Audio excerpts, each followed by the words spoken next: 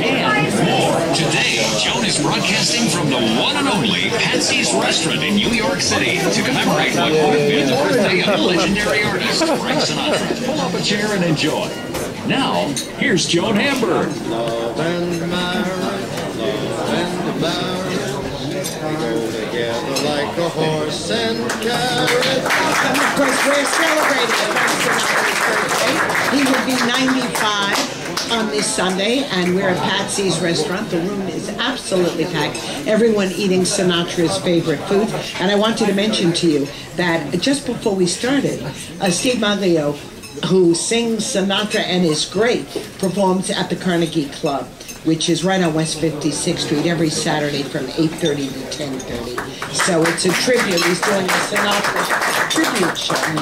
And one of my favorite people, Danny Aiello, is sitting here, Academy Award nominated actor, singer. Look how you've grown up. A little boy in the Bronx, didn't even have a Christmas tree. It's true. Not in the Bronx, in Manhattan, West 68th Street. But in person, standing on a corner. I wanted to say something about Steve Maglio. If anyone here hasn't seen him, make sure that you go see him at the Carnegie Club. Every Saturday night, he is sensational. He has an orchestra of about maybe 14. Does all Sinatra arrangements. He's amazing. I go there maybe twice a month. I love him. Really, to hang out? He is sensational, absolutely. It's like 1940s. I love that. Yeah, it's that. It's something that you would love. I love that. I will, absolutely. Okay. I like doing that. And Danny, who we've all watched in movies, television, everywhere I look, there you are. And you have a brand new CD, too. It's called My Christmas Song for You. It's a pre-release. Actually, it's opening next year, but unfortunately, my son passed away this year, and it's a tribute to him. What a tragedy. You're a wonderful actor, stuntman, beautiful son. He's got over 300 movies, a great young man. Unfortunately, pancreatic cancer took him in May, and we're still trying to overcome that, both Sandy and I. I can't get my wife out of bed, and I'm trying to rise above it and make it go outward instead of inward, because it's something that can kill you. But we're getting stronger. We'll never forget, of course, what he meant to us. It's not the order of things, you know what I mean? No. I'm supposed to go, my wife's supposed to go before him.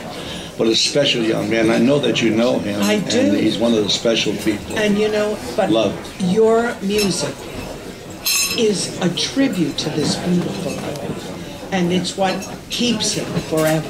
Yeah, well, I think that's the reason we did it to begin with. Certainly, it was dedicated to him, as you all know, and it will always keep me, well, certainly him alive in my eyes and in my family's eyes, but also people who do happen to get the album will see him for the first time. You know, when you're a stuntman or a stunt coordinator, well, you're actually playing someone else constantly. He may be doing Tim Robbins, he might be doing me, but you never have the opportunity of seeing who that person is who's doing the tough stunts.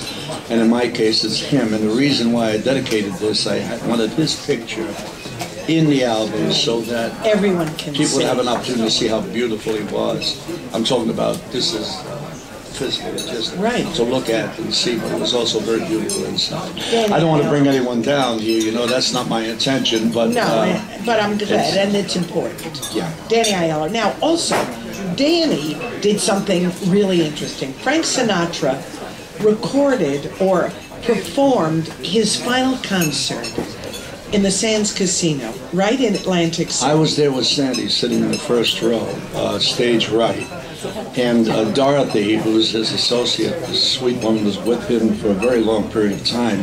When I walked in, I was somewhat apprehensive. I walked in, a lot of people knew it was me, and they applauded Sandy and I coming in. I was sitting there trying to be as obtrusive, not to be seen by anyone as possible. And Dorothy walked out before the show began and said, "Would you like to see Mr. Sinatra after?" I said, "Of course, I would love to." And I'm watching the show, he's performing, and I had the opportunity to be seeing him in the wings when he walked out, when he was leaving. I'm watching him, he does the entire show. I'm hoping to see him right after the show. I begin to remove myself from the seat, and I see Mr. Sinatra take a dive. I mean, a dive like I never saw. There was no water, unfortunately, and Dorothy came back out and said, "Danny, I don't think Mr. Sinatra will see you today." But the unusual thing is a lot of people interpreted that that he had a heart attack. Which he didn't, right? Which was not true. Oh. It was simply that he, and he wasn't intoxicated or anything like that. I know what that is because I was in one of the casinos in Atlantic City. I was singing on the stage doing a performance with my 8-piece orchestra. Before you knew it, I went up in the air and broke my hip. And I never drank in my life. And so it happened to me, and it happened that way to Mr. Sinatra. But the good thing about it is I had the opportunity, and I involve it in the talk while I'm performing, that Sinatra was the last one I saw there, and I performed my album live from Atlantic City at the Sands Hotel, as he did. And right after I performed my album, the place was torn down. I was going to say, I hope you didn't sort of trip. a sign, you know what I mean? Danny Aiello. I wasn't about to make too much money on that album. I knew that immediately. But it hit number 4 in the traditional jazz chart. I want you to know that. That's right next to Tony Bennett. Danny Aiello, much more after this, live from Patsy's birthday celebration. Oh yeah, no problem.